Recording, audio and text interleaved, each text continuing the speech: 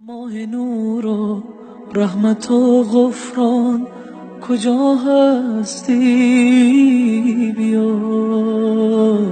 ماه شوق. به نام خداوند بخشنده و مهربان.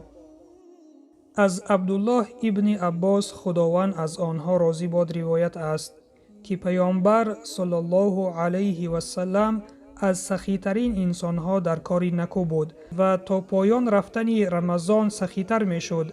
در رمضان جبرائیل علیه السلام می آمد و به او صلی الله علیه و سلم قرآن را می خواند و هرگاه جبرائیل علیه السلام با پیامبر صلی الله علیه و سلم ملاقات می کرد، پیامبر خدا صلی الله علیه و سلم از باد وزان دیده سخیتر می شد. روایت بخاری و مسلم.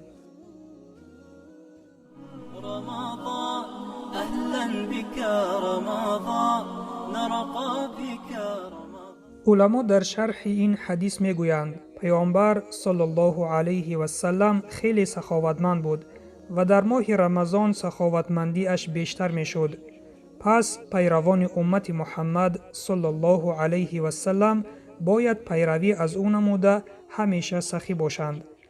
بخصوص در ماه شریف رمضان باید بیشتر به خیر و سخاوت مشغول شوند.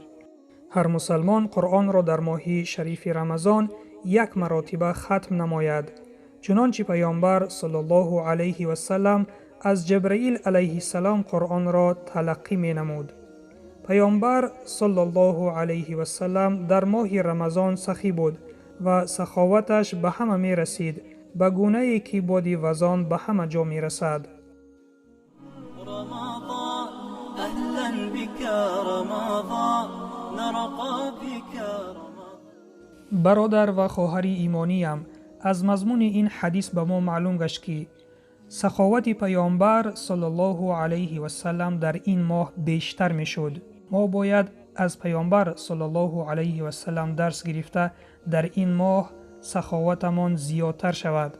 و این چنین ما فهمیدیم که در ماه رمضان جبرائیل آمده به پیامبر صلی الله علیه و سلم قرآن را تلقی می نمود.